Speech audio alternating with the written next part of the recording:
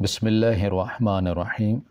السلام علیکم۔ میں نے پسند کی شادی کی تھی، میری بیوی بلا کی حسین تھی، لیکن شادی کے 3 دن بعد ہی مجھے معلوم ہوا کہ وہ ایک طوائف تھی اور مجھ سے جان بوجھ کے شادی کی تھی۔ مجھے اب اس سے نفرت تھی۔ اسی نفرت میں ایک دن اس کے کمرے میں زہریلا سانپ پھینک دیا اور باہر سے کنڈی لگا دی تاکہ وہ مر جائے اور کسی کو شک بھی نہ ہو۔ پر جب شام کو کمرے کا دروازہ کھلا تو پتھر کا ہو گیا، کیونکہ اندر بیوی تو زندہ تھی پر اس کے برابر میں 3 چھوٹے چھوٹے۔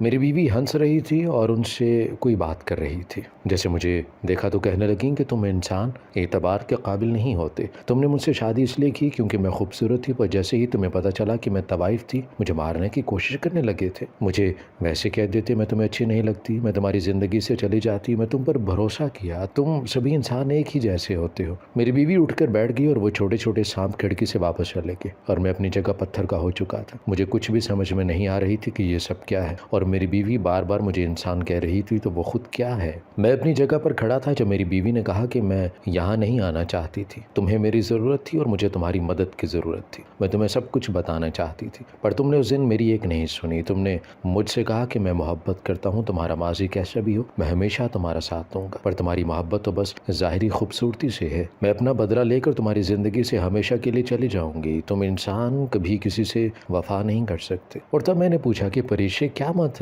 تم انسان پھر تم کون ہو، بار بار یہ بات کیوں کر رہی ہو، تم انسان کسی کے ساتھ وفا نہیں کر سکتے۔ تو وہ میرے چہرے کو دیکھنے لگی اور پھر ہنسنے لگی، پر اس کی ہنسی میں ایک درد تھا جو اس کی آنکھوں سے صاف ظاہر تھا۔ میں آگے بڑھا، اس کا ہاتھ پکڑا اور اسے کہا کہ مجھے ایک بار معاف کر دو، بس ایک موقع دے دو۔ میں غصے میں سب کر گیا تھا، میں بھٹک گیا تھا، مجھے لگا کہ تم نے مجھے دھوکہ دیا ہے، پر میں بھول گیا تھا کہ تم تو اس دن سب کچھ بتانے لگی تھی، بس میں نے تمہاری بات نہیں سنی۔ میری بیوی میری طرف دیکھ رہی تھی، وہ کہنے لگی کہ میں اب کیسے تم پر بھروسہ کر لوں، جبکہ تم مجھ سے نفرت کرتے ہو، مجھے مار دینا چاہتے ہو۔ تو مجھے شرمندگی ہوئی تھی، میں اپنی پھپھو کی باتوں میں آ گیا تھا۔ پھپھو نے مجھ سے کہا کہ تمہاری بیوی طوائف ہے، آج یہ بات صرف گھر والوں کو پتہ ہے، کل کو یہ بات پوری دنیا کو پتہ چلے گی اور لوگ ہم پر تھو تھو کریں گے۔ میری بیوی نے کہا کہ اصلی مرد وہ ہوتا ہے جو رشتوں کو ان کی جگہ پر رکھے۔ جب ہم کسی رشتے کو اس کی حد سے بڑھ کر اہمیت دینے لگتے ہیں اور باقی رشتوں کو پیچھے چھوڑ دیتے ہیں تو سب رشتوں میں رنجشیں بھی بڑھ جاتی ہیں اور دوریاں بھی۔ پر میں تم پر بھروسہ نہیں کر سکتی، اس لیے آج میں یہاں سے چلی جاؤں گی۔ میری بیوی کھڑی ہو چکی تھی اور اپنا سامان پیک کرنے لگی۔ ہمارے کمرے میں شیشہ موجود نہیں تھا کیونکہ میری بیوی شیشہ دیکھنا نہیں چاہتی تھی۔ وہ کہتی اگر میں نے شیشہ دیکھا تو میری خوبصورتی ختم ہو جائے گی، اور تب میں محبت میں اتنا ڈوب چکا تھا کہ پورے گھر سے شیشے ہی ختم کروا دی، اور جب اس سے نفرت ہوئی تو میں نے واپس گھر میں شیشہ لگا دیا تھا۔ اور جب میری بیوی کمرے سے باہر نکلی تو مجھے ایسا لگا جیسے اس کا جسم سنہری ہو رہا ہو، اور پھر ایک لہر آئی اور گزر گئی۔ میں نے اس کا ہاتھ پکڑ کے روک لیا اور گھر کے لاؤنج میں لگے شیشے پر جیسے ہی نظر پڑی میں چیخ پڑا تھا اور پیچھے دیوار سے لگ گیا تھا۔ اور تب میں نے حیرانگی سے کہا کہ پریشے، تو وہ آنکھوں میں آنسو لیے مجھے دیکھنے لگی۔ میں نے کہا کہ پریشے تم کون ہو، کیوں شیشے پہ پریشے کا وجود دکھائی نہیں دے رہا تھا۔ میری بیوی نے پھر مجھے سچائی بتائی۔ میری بیوی نے مجھے بتایا کہ آج سے 6 سال پہلے وہ بہت خوش تھی۔ سالوں بعد ناگ ناگن کا ایک جوڑا انسانی روپ میں آتا ہے اور وہ اپنی مرضی سے کسی کا بھی روپ لے سکتا ہے۔ ہم جنگل میں اپنی زندگی جی رہے تھے، کبھی کسی انسان کو تنگ بھی نہیں کیا، کبھی کسی انسان کو مارا بھی نہیں تھا۔ جنگل ہمارا تھا اور وہاں موجود جنات بھی ہمارے ساتھ رہا کرتے تھے۔ کسی بھی مخلوق کو ہم سے کوئی مسئلہ نہیں تھا کیونکہ یہ دنیا تو سب کی ہے۔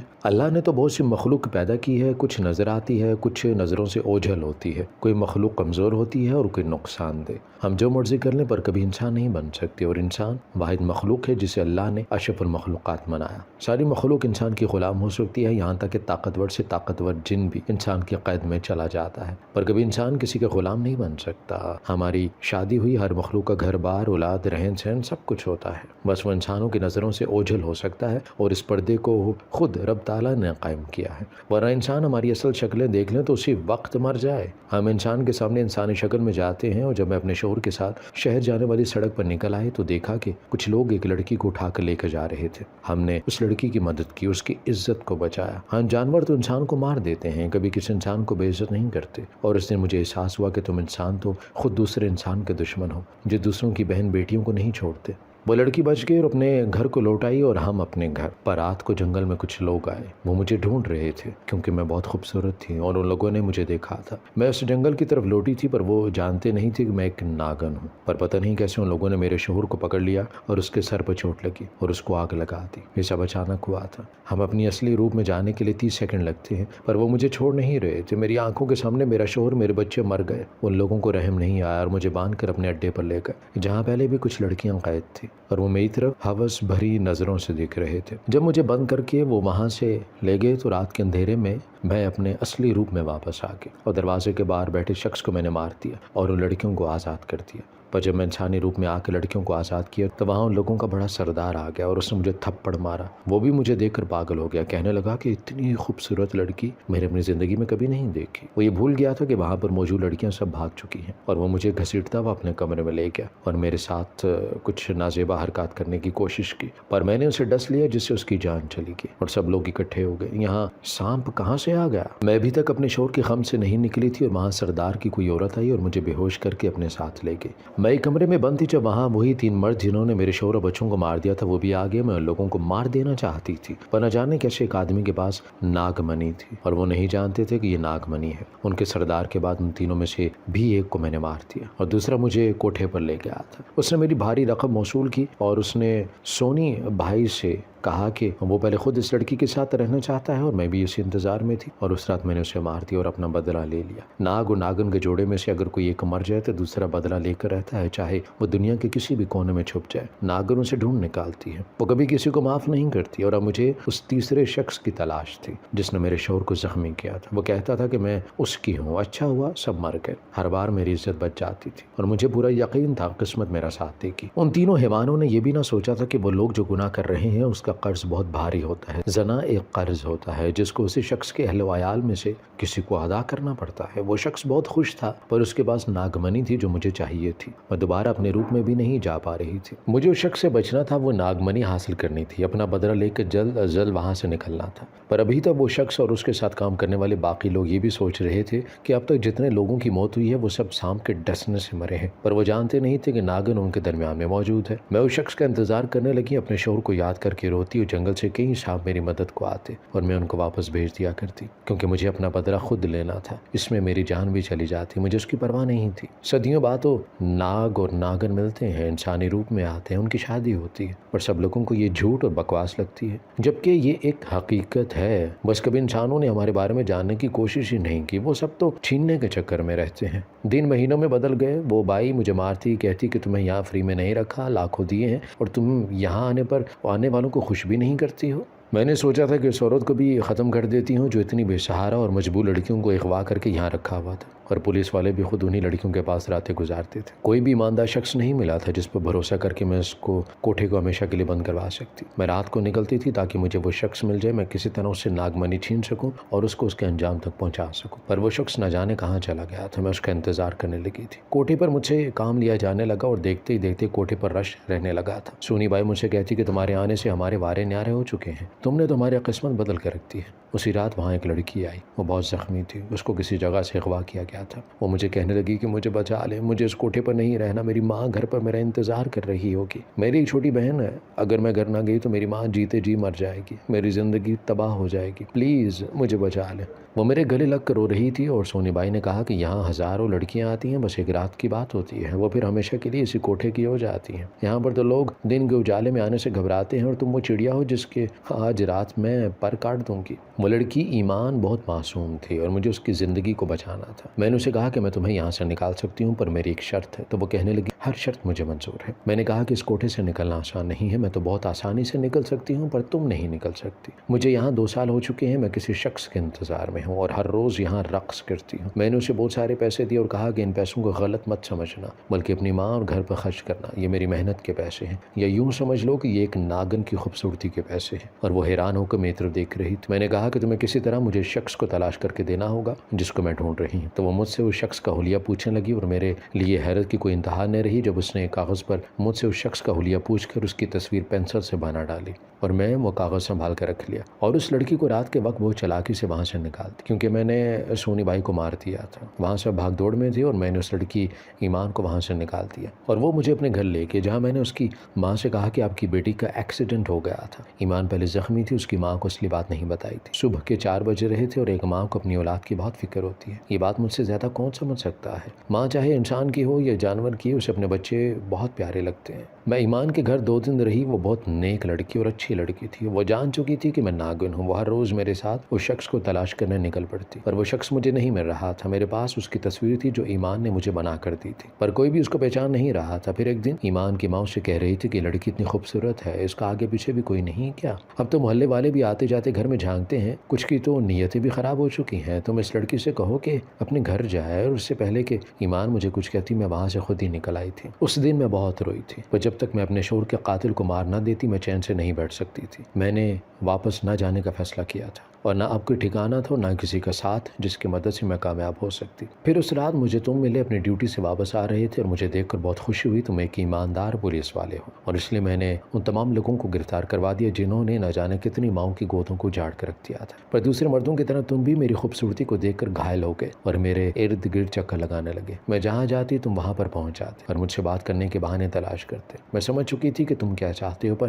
جب تم نے مجھے شادی کا کہا تو مجھے خوشی ہوئی کہ تم نے مجھے گھر کی عزت بنانا چاہا، نہ کہ دوسرے مردوں کی طرح مجھے استعمال کرنے کا سوچا۔ اور میں نے تم سے سوچنے کی مہلت مانگی، وہ بھی صرف اس لیے کہ جب چاند کی پوری رات ہوتی ہے تو ہمیں اپنے ٹھکانوں پر واپس جانا ہوتا ہے، ورنہ ہم پر چاند کی روشنی پڑنے سے کسی کی بھی جان جا سکتی ہے، اور اس دن ہم اپنے اصلی روپ میں ہوتے ہیں۔ کسی بھی صورت ہم انسانی شکل میں نہیں آ سکتے، اور مجھے اس آدمی سے بدلہ لینے کے لیے تم سے شادی کرنا تھی، اور میں نہیں چاہتی تھی کہ تم کبھی جان سکو کہ میں کون ہوں۔ تمہیں مجھ سے بہت محبت تھی، میں جانتی تھی یہ محبت مجھ سے نہیں میرے رنگ اور روپ سے تھی۔ تمہارے دل میں میرے لیے کہیں بھی محبت نہیں تھی، اگر ہوتی تو تم کبھی دوسروں کی باتوں میں نہ آتے، کبھی میں طوائف ہوں یہ بات پتہ چل جانے پر بھی مجھے چھوڑنے کا فیصلہ نہ کرتے۔ میں تو تمہیں ایک دن ساری سچائی بتا دینا چاہتی تھی، اسی وجہ سے تمہیں اپنے قریب آنے نہیں دیتی تھی۔ تم اچھے انسان تھے اور میں نہیں چاہتی تھی کہ میں غصے میں تمہیں نقصان پہنچا دوں، پر مجھے 3 دنوں میں پتہ چل گیا کہ تمہاری پھوپھو اچھی عورت نہیں ہے، وہ کسی سے ملی ہوئی ہے، وہ تمہیں تباہ کر دینا چاہتی ہے۔ اور ایک بات جو تمہیں نہیں پتا، وہ تمہاری سگی پھوپھو نہیں ہے، بلکہ اس گھر کی نوکرانی تھی، اور تمہارے ماں باپ کو اسی نے مار دیا تو تمہاری پھوپھو بن کر اسی گھر کی مالکن بن گئی۔ وہ اور اس کا شوہر تمہارے باپ کے قاتل ہیں۔ اگر تمہیں یقین نہ آئے تو نیچے تہہ خانے میں اس گھر کا پرانا ملازم زندگی اور موت کی کشمکش میں ہے، اگر وہ مر نہ گیا تو اس سے جا کر سب کچھ پوچھ لو۔ میری بیوی پریشے جو ایک ناگن تھی اور اپنے ناک کا بدلہ لینے پر یہاں پر آئی تھی، اس کی باتیں سن کر میری آنکھیں نم ہو چکی تھی۔ میں اس کو کیا سمجھتا رہا اور وہ کیا نکلی، اور اب جو سچائی اس نے بتائی تھی مجھے اس پر یقین نہیں تھا، کیونکہ میں جب 6 سال کا تھا تو میرے ماں باپ کی موت ہو چکی تھی۔ مجھے نہیں پتا کیسے ہوئی، میرے لیے جو میرا خیال رکھنے کے لیے رکھی گئی تھی اسی نے مجھے پالا اور کہا کہ وہ میری پھپھو ہیں اور ہمارا کوئی بھی خاندان نہیں تھا۔ میں تو سمجھتا رہا کہ میرے ماں باپ کسی حادثے میں چل بسے، پر نہ جانے پریشے کو سب کیسے پتہ چل گیا تھا۔ میری پھپھو جو حقیقت میں ہمارے گھر کے ملازمہ تھی، وہ میری ساری جائیداد پر قبضہ کر لینا چاہتی تھی، یہاں تک کہ اس نے مجھ سے کہا کہ بھائی صاحب کی جائیداد سے بھی میرا حصہ بنتا ہے اور میں چاہتی ہوں کہ مجھے دے دو تاکہ میں یہاں سے چلی جاؤں، پر ہر بار مجھ سے وہ کام ادھورا رہ جاتا تھا اور میں سمجھ نہیں سکا کہ اس کے پیچھے کیا مصلحت تھی۔ میں بھاگتا ہوا تہہ خانے میں پہنچا، وہاں ایک بوڑھا آدمی رسیوں سے بندھا ہوا تھا، اس کی حالت بہت خراب تھی۔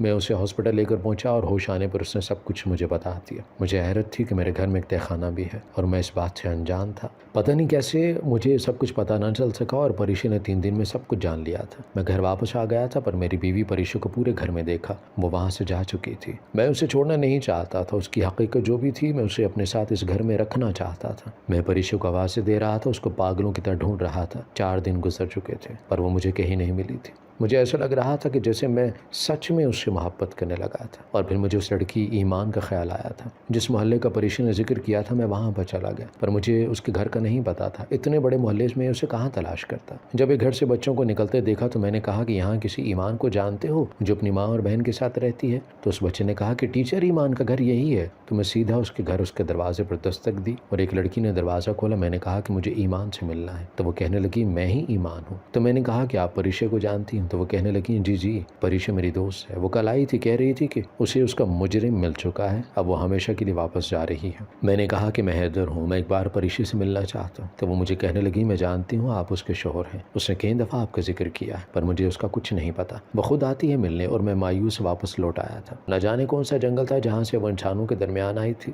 اور پھپھو اپنے شوہر کے ساتھ گھر لوٹ رہی تھی۔ میں نے اسے کچھ نہیں کہا تھا، میں چاہتا تھا کہ وہ عورت ایک بار گھر لوٹ آئے، اور پولیس کو الرٹ کر دیا تھا میں نے۔ جیسے ہی وہ جھوٹ جھوٹے اور مکار لوگ گھر آئیں ان کو گرفتار کر لیں۔ اس دوران مجھے یاد آیا کہ ایمان نے مجھے ایک کاغذ دیا تھا کہ پریشا نے آپ کے لیے دیا تھا۔ جیسے اس کو کھول کر دیکھا تو مجھے ہر چیز گھومتی ہوئی محسوس ہوئی تھی۔ میں جلد از جلد گھر پہنچنا چاہتا تھا کیونکہ پریشا کا مجرم میری پھپھو کا شوہر تھا۔ جیسے ہی گھر پہنچا میری پھپھو کے شوہر کی ڈیتھ ہو چکی تھی اور اس کے گلے میں پہنی ناگمنی بھی غائب تھی۔ پھپھو مجھے دیکھتے میرے گلے لگ کر رونے لگی۔ میں نے کہا کہ مجھے ہاتھ مت لگائیں، اپنے شوہر کی لاش کو اٹھائیں اور اس گھر سے چلتی بنیں۔ میں آپ کے متعلق ساری حقیقت جان گیا ہوں اور یہ بھی کہ آپ کو میری بیوی کا کس نے بتایا۔ وہ طوائف تھی۔ آپ کو آپ کے شوہر نے بتایا تھا نا، پر آپ یہ تب بات کیوں بھول گئی تھی کہ آپ کے شوہر کو کیسے پتا چلا کہ وہ طوائف ہے؟ دن کے اجالے میں شریف عزت دار بننے والے رات کے وقت اپنی عزت اپنی نیک نامی کو کہاں چھوڑ آتے ہیں؟ اور آپ نے جو میرے ماں باپ کے ساتھ کیا، ان کی جان لے لی، آپ کو کیا لگتا ہے کہ میں معاف کر دوں گا؟ ہرگز نہیں۔ پولیس اس عورت کو پکڑ کر لے گی جسے ساری عمر اپنی ماں سمجھتا رہا، عزت دی۔ اس نے کیسے اسی گھر کی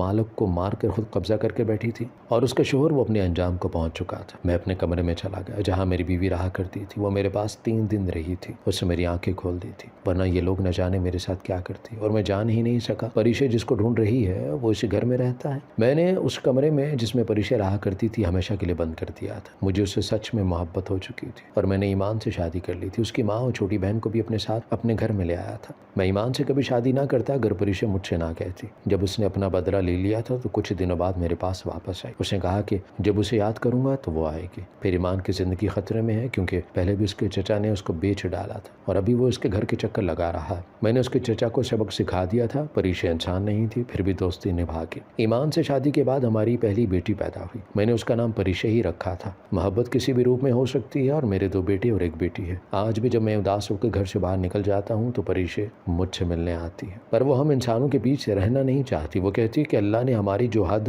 مقرر کی ہے ہمیں اسی میں رہنا چاہیے، اور میں سوچتا ہوں کہ ہم انسان جن کو اشرف المخلوقات بنایا گیا ہے وہ اپنی حد کیوں بھول چکے ہیں۔ ہماری ویڈیو اگر آپ کو پسند آئی ہے تو ضرور لائک کیجیے، اپنی رائے دینا چاہیں تو کمنٹس کیجیے، اچھی لگے تو شیئر کیجیے۔ اس کے ساتھ ساتھ اگر آپ نے ہمارا چینل سبسکرائب نہیں کیا تو ضرور کیجیے اور بیل آئیکن پر لازمی کلک کیجیے تاکہ ہماری ہر آنے والی ویڈیو آپ تک بر وقت پہنچ سکے۔